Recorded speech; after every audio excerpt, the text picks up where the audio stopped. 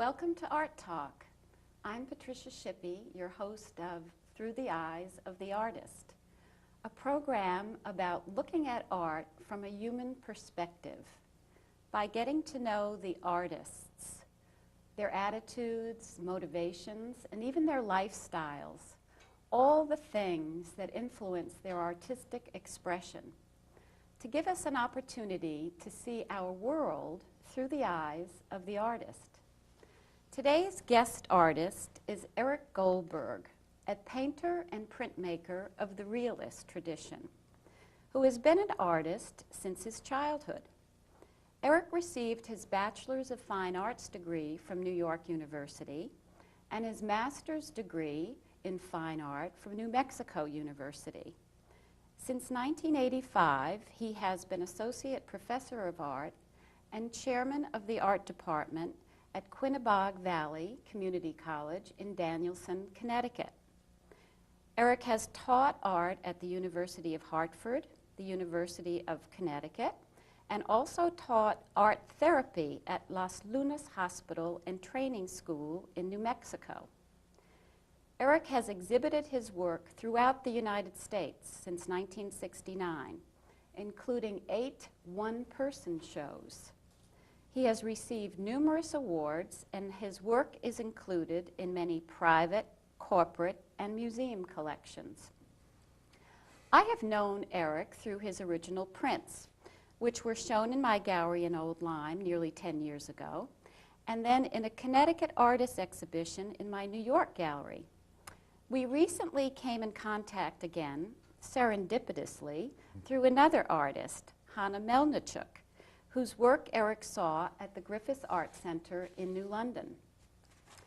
Eric arranged to have an exhibition of Hanna's paintings at the college where he teaches and chairs the art department. And he also took on the directorship of the gallery there, which is part of his needing and wanting to make art accessible to all. When I went to see Hanna's show, I was delighted to meet Eric again and to share in the beautiful presentation of Hanna's paintings. It was more than an exhibition. It was also a collaboration of a number of students in the English department at the college whom Eric asked to write about short essays about Hanna's paintings, what the paintings meant to them. Some of the students, of all ages I might add, were present and read their essays to all of us gathered. It was a very broadening experience, and I think you will agree that such a sharing in the appreciation of art, which is part of all of our lives, was the result of Eric's sensitivity to Hanna's work on first viewing, and the involvement of others who were willing to articulate their very personal opinions about the paintings. It was a beautiful experience. And with all that, Eric, welcome to Art Talk. Thank you, Patricia. It's nice to have you here. Nice to be here. Well, Thank you. good. Eric, where do we begin? One of the things I don't like to do to artists is stereotype them. But I need to ask you to perhaps, for the viewers, describe your work to us. Can you simply, would you call yourself a realist painter, a naturalist of the classical tradition, or how do you describe your own work? Well, I like to think that my work is based on the classical tradition. I consider it realism. Sometimes I consider it more than realism. I consider it, well, let's say a superrealism. Superrealism in the sense of the images, and also what I'm trying to portray through the images is often larger than what we're experiencing every day. Mm-hmm. I try to zero in on the fine points, the spaces between the lines, will you? And that's as close as I can get to generalizing about my work. Well, that's good, because there's a lot to realism, and there are different types of realism, and I've been reading a lot about it because, of course, I've been looking at realistic art, but yours is special, yours is different. And people do typecast realism, I think, and then when you received your Master's of Fine Arts degree in the 70s, I think that the mode of realism was a rather avant-garde mode at that time, but it was comfortable for you. Why do you think it was comfortable for you? I think it was comfortable for me actually in the 60s when I was an art student before I got my master's degree as an undergraduate. My professors were working as abstract expressionists. They were playing with pop images. They were playing with op images and all those movements of the 60s. Mm-hmm. I was still doing realism. I really related to the world around me as it was. Mm-hmm.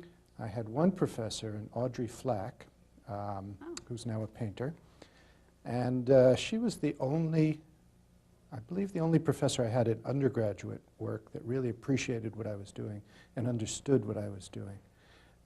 In graduate school, by the time I got to that point, it didn't matter what was going on around me. I just was zeroed in on my images and what I wanted to paint. Mm-hmm. But you're right, it was avant-garde. But you were comfortable with it. It's obvious to me that... I really was. Yeah, I experimented with other forms. I experimented as a student with all forms of art.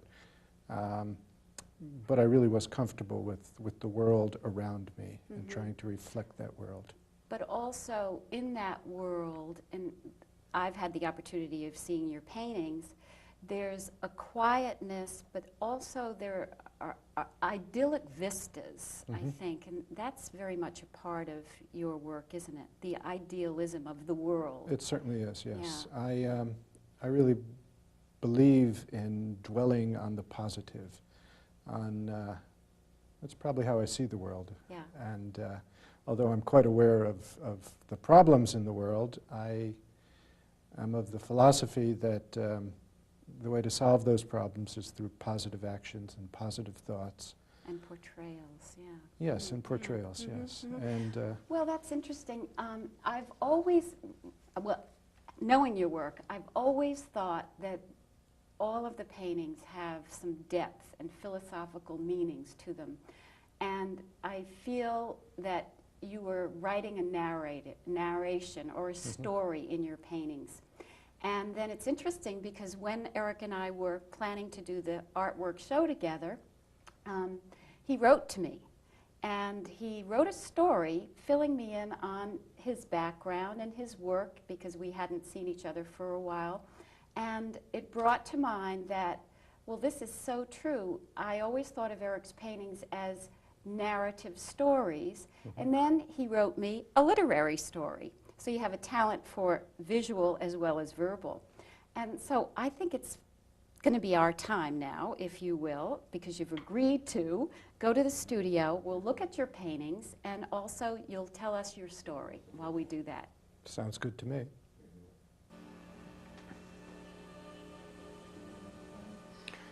I'll begin with some background. I was born in a working-class neighborhood in Bridgeport, Connecticut, in the spring of the year after the end of World War II. My father was a salesman for a small family-owned business. My mother was a housewife. My sister was 5. My parents were both born in the United States. The family that remained in Europe had been either slaughtered or scattered to the winds during the war. My childhood was an American dream. I was loved and nurtured at home. Bridgeport was at perhaps its prime, and the country in general was in a post-war victory boom. My family prospered through hard work and saving. We moved to the country, Fairfield, where I played Davy Crockett with my dog, rode my bike, and played ball with the kids in the neighborhood. I hadn't the foggiest notion that there was a war raging in Korea or that anyone was suffering anywhere. Eisenhower was our president, and we had a television we could watch anytime we cared to. Art was an important element in my everyday life. Painting and drawing were activities that went on in my home. Both parents took classes and were competent painters. My sister took an oil class, and I always had some drawing or painting going. My dad built fine cabinets as a hobby, and I was using table saws, clamps, and mortising tendons by the time I was 10. The end of the 50s brought great change to my life. As that decade rolled to a close, my naivete began to erode. The first stirrings I had that all was not well in the world came when I returned to Bridgeport to work for my dad's business. I was 12, and I was required to work during the summer. I disliked the work and the imposition on my life, but in retrospect, I learned so much. I worked as an assembler, and I worked as an installer. As an assembler, I worked with older men who had spent their entire lives in some factory or sweatshop, went off to war, survived to return to those same jobs that kept them together from one paycheck to the next. As an installer, I traveled around the city in a truck, going into homes and factories, installing the products of Venetian blinds, storm windows, and awnings. It was on that truck where I learned the most. There I worked with men who ranged between those only 8 years older than I, but married with 2 or 3 kids and 5th grade educations, and guys 40 years old with very dubious pasts and very questionable daily habits. Working on the truck brought me into contact with people of vast wealth and people who were at the lowest rungs of the social ladder, from the winos and junkies who loaded trucks for the vegetable wholesaler next door, and the city cops who moonlighted for my dad and bragged to the guys about busting skulls in the projects, to people whose decorators supervised as we installed window shades in the yacht while it was moored in the Southport Harbor. I was thrust into a world of social extremes by day and then returned each night to my suburban sanctuary where I would try to assimilate my day's experiences. It was working on the truck that brought me into contact with so many different value systems and ethics systems. I learned so much during those summers on the trucks. The most important thing I learned was that people shouldn't be judged by what they had or how they looked, but by who they were inside. The second most important thing I learned, that social inequality was not some kind of Darwinian survival of the fittest. There was injustice. All was not well. Those summers in Bridgeport gave me a very different perspective of the world from my peers in Fairfield who spent their summers on the beach or at the club. I was not surprised at all by the civil rights movement that was suddenly thrust into the suburban world via that instrument of placation, the TV. My drawings during this time spoke the thoughts I could not verbalize. It was also during this time that I met my lifelong friend, my wife of the past 26 years, Ellen. I graduated from high school in 1963 and was in art school in New York, Parsons School of Design, when the Vietnam War entered my life. My family had enrolled me in art school to become an industrial designer. This was an art career that would enable me to make a living. This became a time of introspective for me. Would I go halfway around the world to kill some other young man who was told by his country to kill me? Would I spend my life designing the handle of the newest can opener and not paint the paintings that filled my thoughts? The answer to both was no. I applied as a conscientious objector with my draft board and entered NYU as an art major. My paintings, drawings, etchings, and sculptures during this time of my life reflected the social upheaval that was the 60s.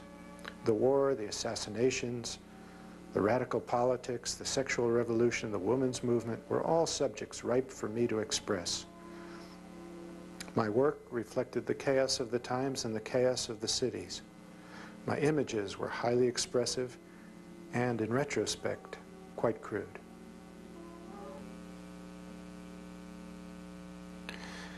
I graduated from NYU in 1968, and my young bride and I loaded our belongings into a Volkswagen and moved to New Mexico. It was truly a spontaneous act. We had no jobs and virtually no money. We were finished with our degrees and didn't know if I was destined to go to jail as a conscientious objector. Once in New Mexico, I found work as an art therapist at a state hospital and training school. I wrote to my draft board and informed them that I would work with retarded individuals and with an adolescent psychiatric unit to fulfill my obligation to my country. The drawings and paintings that I made from the perspective of the middle of the desert were truly existential for me. These new works dwelled not with conflict, but with resolution, not with war, but with peace. I wrote at the time that my work was like a mandala that would cleanse and make whole. The world needed healing, and I knew no other way to effect change. My daughter Julie was born during this time. Dawn, our youngest, followed 3 years later. I did my graduate work while living in New Mexico. My major was painting with a minor in printmaking.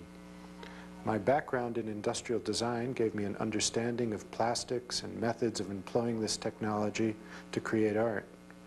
I was asked to teach a plastic course called New Technology for Sculpture at the University of New Mexico in Albuquerque. This experience showed me that I had a natural ability to teach. I enjoyed working with people. Working with people who were talented and highly motivated seemed like a perfect way to support my family. I had worked as a carpenter, but evening would find my mind willing to paint, but my body unable. Yes, working with future artists did seem like the perfect job for me. I could support my family, work in the art field, and have plenty of time to do my own work. August of 1973 found us back in Connecticut. Dawn was born the day after we bought our home, and a month after I had found a teaching position.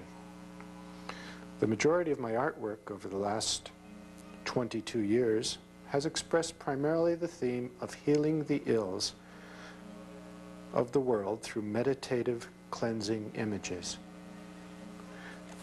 These images have taken many forms, but are always closely tied to nature. I've always seen nature as the great force that is our common link. Our differences are really minimal. We are all part of the whole. We are part of this geosphere, part of a larger life force. It was this trend of thought that has taken me to my latest theme. Thinking in this global vein has taken my work to a series entitled The Triumph of Nature. This series, which began 4 years ago, is based on the premise that nature is much larger than humankind. The human is but a newcomer, a species that lives now, leaves its work behind, like a snail leaves behind its shell. That was so interesting to view your work and also to listen to your references of art history, life history, your history, the history of art, and the relics of our collective history. We ended the viewing with Raphael, and we have Raphael, a painting that is taken from Raphael that's right behind me. Mm-hmm. And is that part of the Triumph of Nature series too, Eric? It is, yes. It's one of the most recent pieces. Actually, I'm not really sure if it's finished, to tell you the truth. It's still in progress. What's the title of that most famous Raphael painting? The School of Athens. Yes. And this is literally a fragment of that fresco. Mm-hmm, mm-hmm. And the portrait we see is a portrait of a very pensive Michelangelo. Yes. There's also a portrait of Raphael in the painting, and I thought about doing that, but I found this image far more interesting. Well, you might even, this might be part of the series, ongoing series, where you could do another fragment of the same painting. But you're relating it to today, too. I mean, this is so meaningful to me to look at this, the School of Athens, and you're a teacher in a school. I mean, I don't know whether all these threads happen to you in your subject matter, but really, representational art and realism are the same thing, aren't they? Correct. And it's really it's art about life and reality And we could probably spend the whole time, Eric, talking about what is reality today, and we might just do that. But is it tangible or metaphysical? And how are you weaving reality in and out of your paintings? Well, you ask, is it tangible or metaphysical? It's often hard to know where one begins and one ends. We each experience life so differently, and we're never really sure how the other person is experiencing life. The realism that you refer to in my paintings is often invention based on the world around me. In a sense, all painting is abstract because it's not the real thing. But it is a representation of the world around us as it appears. Yeah, well, I was reading, as it appears, that's a good point. I was just reading a book by an anthropologist, a woman I met in New York, who wrote a book called What is Art For? And this quote comes from that book. Some thinkers say that reality is unobtainable, so appearance will have to do. Isn't that terrific? I like that. Yeah, and that's what you do. I mean, you give your own appearance of reality, yours or mine. Well, I think in your paintings you're purposely challenging or stimulating your viewers to perhaps interpret the meanings you intended. Is that right? Sometimes, and sometimes I'm not even aware of what I intend. Sometimes my process is to just paint. And the intention is more a subconscious intention. I trust myself enough to just paint, and what comes out of it, what happens when you put one image next to another, often leads to a third image, or creates a third image. And so all my work is not really precognizant. I'm not really planning to make a statement or stimulate thought. I'm just painting sometimes. Oh, really? You're not asking us questions or making statements? It often happens Yeah. as I'm working. Uh-huh. But it's not something I go into. I don't go into a painting saying, I'm going to ask the question of this, I'm going to portray this, I just start painting. Really? Period. Well, so many of your paintings have a quietness about them. There's a mood and a quietness, and occasionally a human being appears in a painting. How do your subjects come to you? I would say they come to me in the same way that a dream comes to a person. The images come forth from your subconscious, and I put them down more or less as they come to me. Sometimes the way the paint lays across the canvas will stimulate an idea, and I'll just go with that idea and just go with it and take it to it wherever it leads me.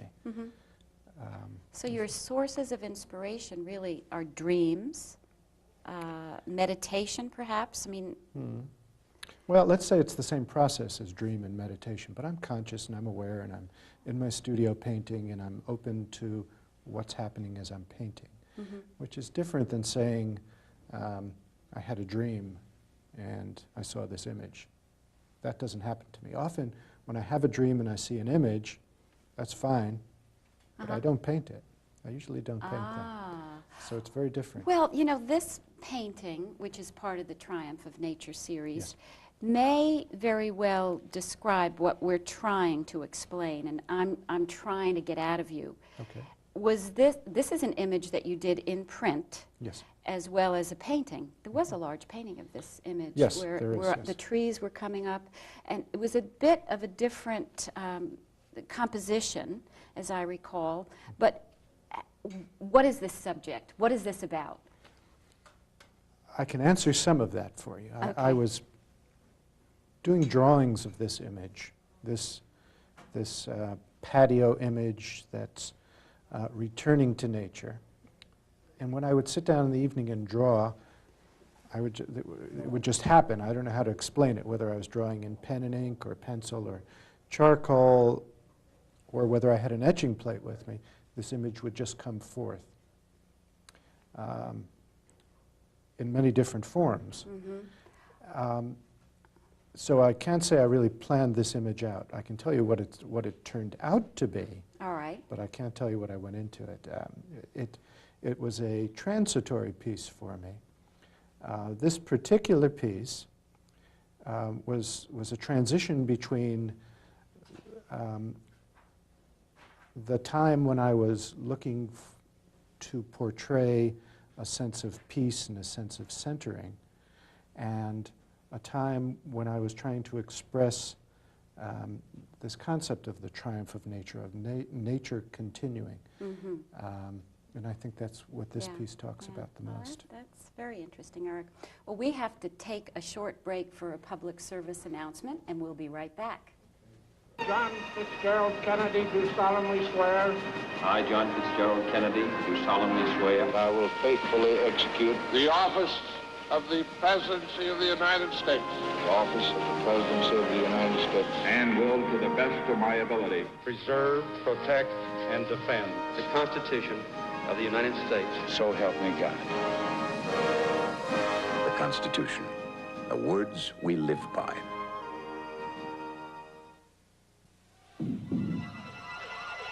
How do you find out when an administration is corrupt? How do you find out when a government is hiding the truth? How do you find out about those who would like you not to find out?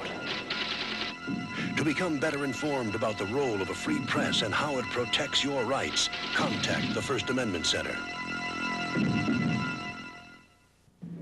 In an emergency, you don't have time to learn what to do and where to go. So be prepared before an emergency happens. Learn first aid and CPR. Put stickers on all your phones with the numbers of your local police, firefighters, paramedics, and poison information center. Find out where your nearest hospital emergency room is and know how to get there. For more information about preparing for emergencies, write the Will Rogers Institute, White Plains, New York. Think for a minute. If every one of us gave just 5 hours a week, if we gave just 5% of what we earn to the causes we say we care about, it could add up to the biggest volunteer effort this country has ever seen. And we could accomplish things that right now we only dream about. Just 5 hours, just 5%. It's not that much to give, but what we could get back is immeasurable. Welcome back to Art Talk. I'm Patricia Shippee, host of Through the Eyes of the Artist, and our guest artist today is Eric Goldberg. And we just had a wonderful visit to Eric's studio and saw many of his paintings. And I'm going to continue to ask you some questions. Eric, one of the things I noticed, everyone did, was that your studio was so neat and tidy. And also, your paintings have a crispness and a clarity about them. Do you require order around you in order to start painting? Well, the truth of the matter is I cleaned my studio. I'd like to say I'm like that, but I'm not. No, my studio is often, I hadn't vacuumed my rug in a year. Oh, well, then I feel better about it. But I just wondered if you do, because your paintings are so crisp, if you require that orderliness in order to begin the creative process. No, when I'm Not painting, really? I Okay. just centered in on the painting. Okay. And the place could be falling down around me. Oh, and it okay, so wouldn't- it's not part of the sensibility for you. Okay, well, what I have to do is visit unannounced. That's it. Just drop in. You'll Yeah, see a whole okay. different world. Oh, okay, good. Well, what about a ritual? Do you have a ritual each day? Part of the time you teach, and so you have certain days in the studio, I assume. So is there a ritual about how you begin? I don't know if there's a ritual. I tend to work in the evening at night. I'm a night person. I often say that my mind doesn't really click into gear till the sun goes down. Oh. I function all day, I teach in the morning, but it's a different consciousness that overtakes me at night. I seem more aware and a lot more conscious. at night. The creative juices are flowing at that time It's for you. always been that way for me. Interesting. Yeah. Yeah. Well, that's very interesting. I hope that Ellen has the same kind of schedule as you do. Actually, she's on exactly the opposite schedule. She's a morning person, and we meet in the middle. And, Yeah.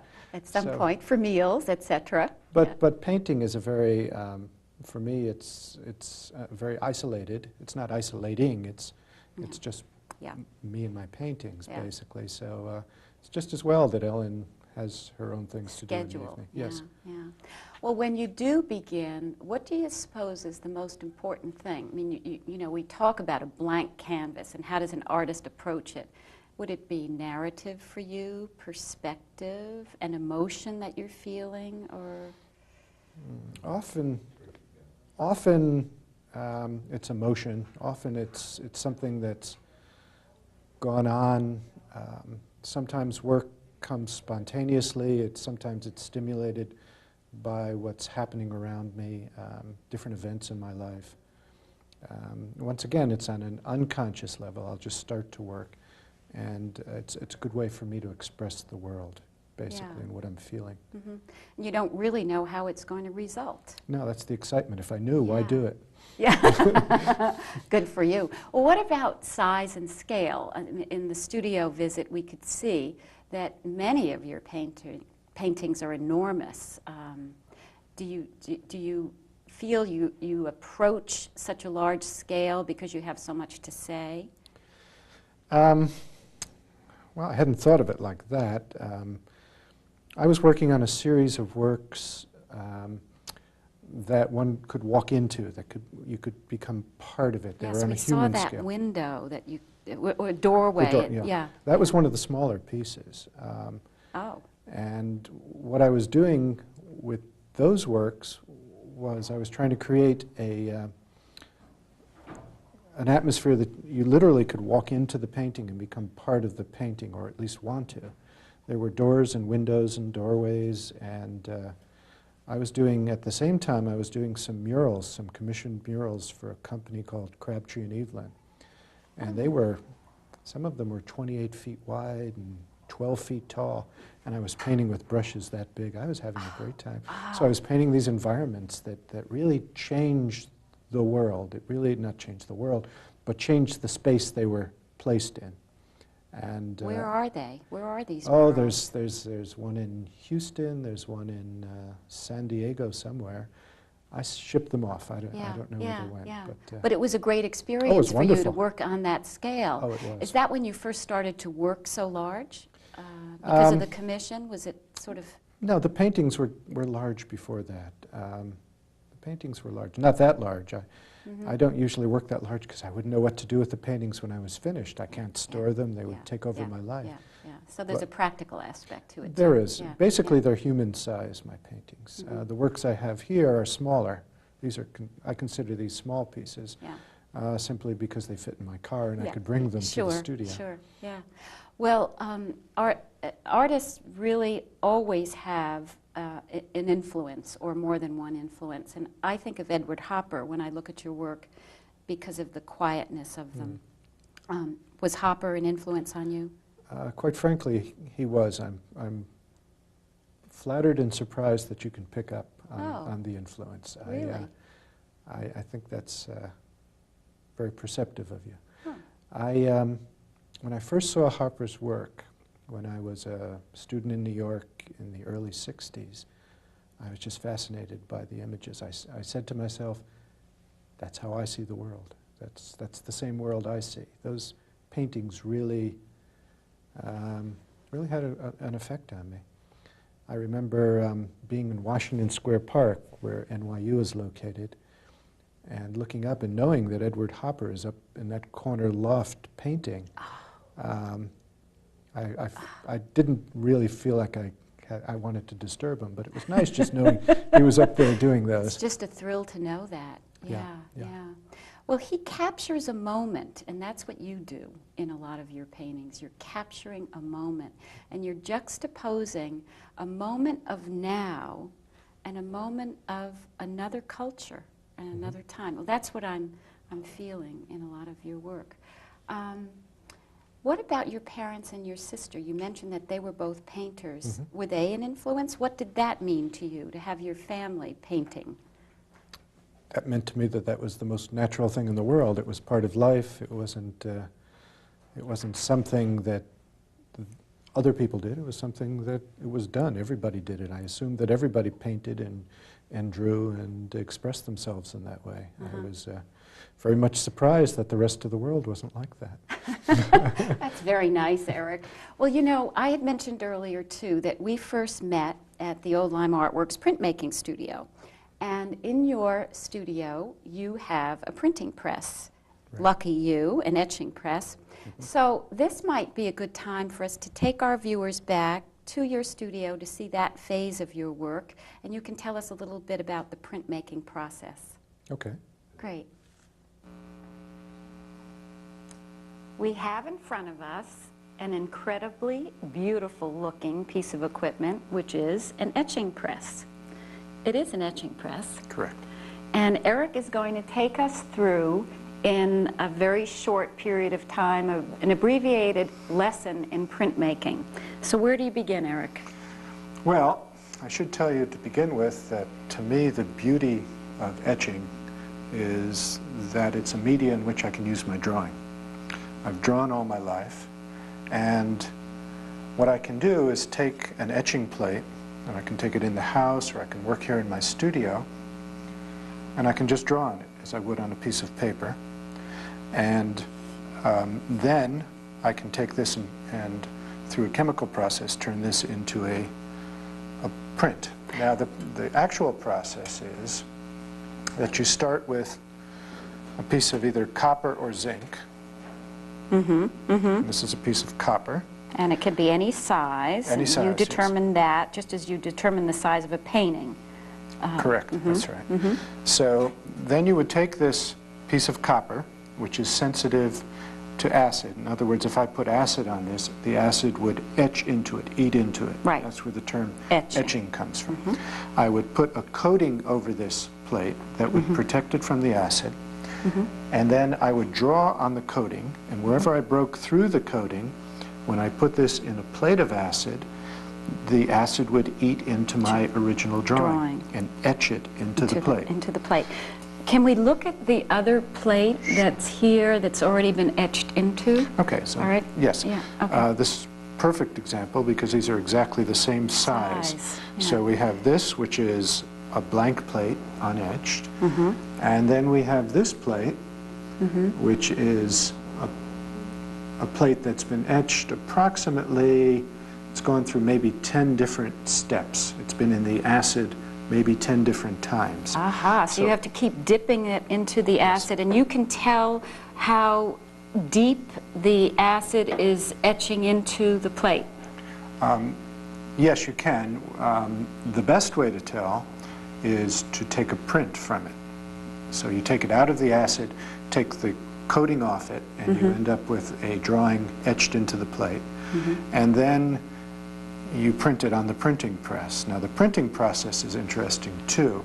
In order to print, you push the ink down into the lines and clean off the top surface. So here's a small plate. What one would do is push the ink down into those etched lines, wipe the ink off the top surface, put it on the bed of the etching press, place over it a piece of rag paper that has been soaked in water so it's big and spongy, run it through the press, and the press pushes the paper down into those lines that are etched into the plate. And when you pull the paper off, you have a print. Maybe we could look at some of the images together. This is a print. Let's show the camera that print that came from that plate, which is right here in front of your house. And the interesting thing is the plate would be the reverse of the image. That's right. Because I see your two daughters here coming into the house from the other direction from the plate, and the image is etched light, dark, and this is part of the science of it. Yes. Yeah. That's why it takes so many steps to come up with an etching. The first time I drew this on the plate, it was just a line drawing. I proofed it, and that's practice print, and then I would go back into it time after time again and make it darker and richer, darken areas, lighten areas, accentuate areas, and just built it up. Incidentally, this isn't my house. This is another house. Oh, okay. Symbolically, it's house. Yes, entry. Entry, house and family, yes. And family, yes. And that is a beautiful print, Eric. There's another one here, a large one, that perhaps we can show that is something that we've seen in your paintings that you have referred to as the fruits of labor. And this is an image that you've used repeatedly in your work for a number of years. For a number of years, yes. But it's also, I mean, it's a still life, obviously. It's also a landscape, and there are figures in it, if the camera can easily see, a beautiful sky. You have more figures of icons of family members, perhaps. A figure and a skeleton. There's a lot of things going on within this small print, including fruits of labor. It's really an interesting color, too. Tell about color. Well, the color is controlled by the ink. For this particular color, I took black ink and blue ink and mixed it together until it was the shade I was looking for.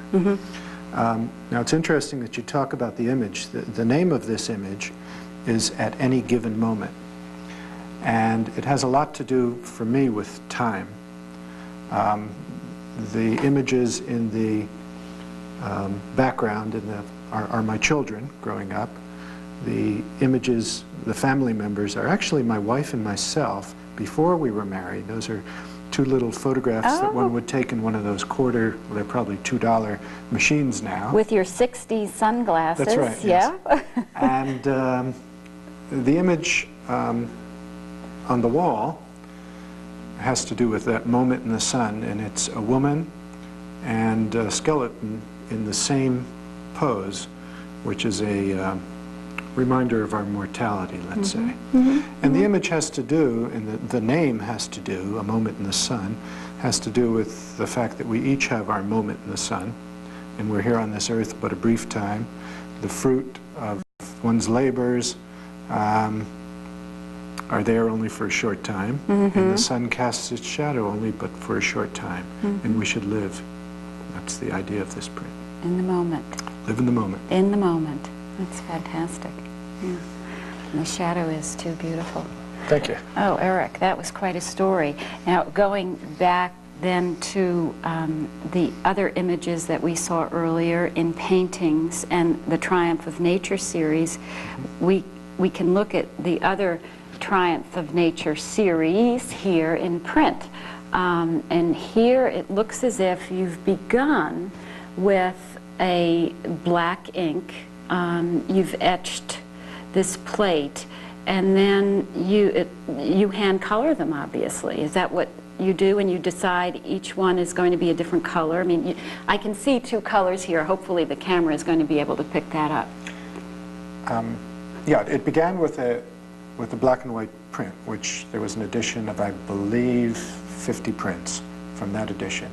And I selected some from the edition and hand-colored them with watercolor, simply because I find it amazing that the different color schemes really change the mood and the feeling of each piece. Indeed. I have some that are done in all blues and some that are done in greens, and just psychologically what happens when you manipulate colors I find fascinating. Very much so. I wonder if the camera is able to see this. Okay, great, because it is fascinating, because you've done lots of juxtapositions of color in each of these two examples, which have changed the print entirely. It's a different painting. That's true. Yeah, yeah. And the image itself has to do with the triumph of nature. You see the trees bursting through the tiles on the patio, and you see the grass bursting through, and nature is indeed triumphing over the efforts of man and over the of our artifacts, artifacts, yes, including couches, Yes, et cetera, et cetera. Yeah. Wow, great philosophy. Well, I think we better go back to the studio now, but thank you for that short lesson, Eric. My pleasure. I'm glad we had that dialogue, Eric, about the print moment in the sun and all the meanings that were in that print. How about titling your work? Does it happen before? Does it happen later? It either happens during, during the process where a thought will come to mind, and then when I think of the work as I'm working on it, I think of it as a moment in the sun or whatever the title is. Sometimes there is no verbal or there are no words that come to mind when I'm working, so I have to think about it consciously after and think about what I'm trying to portray. But usually it's more spontaneous. Is it? Well, the painting behind you, for instance, is called That Is the Question. How did that question happen? Where are we, anyway, in this painting? Do you remember the image well enough, having painted yes, it? yes, yes. Where are we? Yeah. That beats me. I don't know if there's a place. That was a place that is only in that painting that happened in my studio as I was painting it. So it's fragments of another civilization. Well, it's fragments of our civilization, actually. It's fragments of Western civilization. And the icons that we've become accustomed to in our civilization that are important to us. And you ask about the title, it's obviously, at least to me, it comes from Shakespeare, To Be or Not to Be. Yes. And so it's an existential thought that brought this on. And this series of paintings really are quite existential. They talk about life in the future. They talk about relics which we're living with now, that in the future will be relics. We will be relics, yes, or we will too. our civilization. Indeed, yes. Yeah, yeah. But you also played with, in this painting, yes, relics, and you've got some trompe-l'oeil in the left-hand cluster of rock formations, and Magritte is visiting with us. Now, trompe-l'oeil is another facet of your work. It is, yes, it is. To me, it's part of reality. It's part of the world around us, and I guess it's part of what, excuse me, but part of what you were saying, how we each perceive what we're seeing in a different way. Yes. And so that's trompe-l'oeil in this painting, but also surreal. There's a very surreal feeling in a lot of these landscape paintings. Okay. Yeah, yeah. I guess Surrealism? Well, yeah. it's in the mind of the beholder, I guess, because to me it yeah. has more to do with realism. The surreal image of the Magritte, for me, that image stands for every person. I wouldn't say every man, every person. And when I first saw that image, that's what it reminded me of, that Magritte. So that image has stayed with me. It doesn't show up in my work very often, but it's often in my mind. It's there. Well, it's like the symbolic basket of fruit, and I don't think we had a chance to discuss that here today, but that image or that symbol is in a lot of your paintings and your prints. What is that about? What is that symbol to you? To me, that's a very personal symbol. It also has more universal meaning, I think, but in my life it had a very personal meaning. There were many years of struggle, hard work, and to me that was the fruition. It was the cornucopia, if you will. It was the fruits of labor, and that's what it stood for. Yeah. At first, this is a very good example of how I work. That image was showing up in my work. I found myself painting it over and over again in different contexts before I even knew what the image meant to me. And then the image, then it became a conscious image, and then I knew exactly what it meant. So it was in your stream of consciousness, and then it became an icon, really. It did. Yeah, yes, yeah. it did. That's really interesting. And too. it related to what my life was going through, and the world around me, my family, and my children were growing, and well, see, Eric, I'm going back to, you're a writer. I mean, you're a visual writer. Whether your subject is social injustice, and we learned a lot about that and how you perceive that in your life, or idyllic beauty, you're really after telling a story. Am I right? I think you're right, yes. Yeah, yes. which makes your work really very interesting. And I wish we had more time to talk about realism and the different phases of realism, because yours is a very special realism. It's different. Okay. Yeah, it is. Well, speaking of that, what do you think about photorealism? Or really, do you ever use photographs? I didn't even ask you that. Sometimes for a reference. For instance, when I was doing the Magritte, I needed the image to copy, or when I put Mona Lisa or something that really needs to be exactly right, I'll use a photograph for an image. But basically, I think I'd be bored if I were working from photographs too much. I'm more of an inventor. I like to invent. I like to create things that don't exist, based on things that do exist. Oh, well put. Well, what do you think about then abstract painting generally, or contemporary art? I think it's fascinating, exciting. I think if it works for the person who's painting it or viewing it, I think it's wonderful. I think some of the music I listen to is quite abstract, and I enjoy abstract work. It just isn't my mode of working. It doesn't say what I need to say. But I certainly can relate to it. And you do need to say things, Yes. And you do say a lot, I think, in your work. Well, Eric, this might be a hard question for you, but how would you like to be remembered as an artist? As an artist, okay. As an artist, yes. Or your work?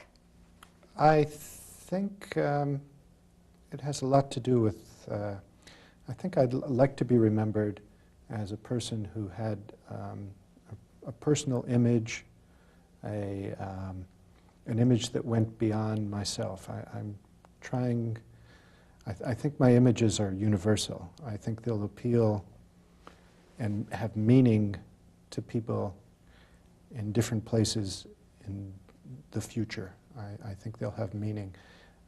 They don't necessarily have to have the meaning that I chose, that I was trying to express, as long as they have meaning to people. Oh, that's terrific. Well, let's talk about teaching a little bit, speaking of meaning.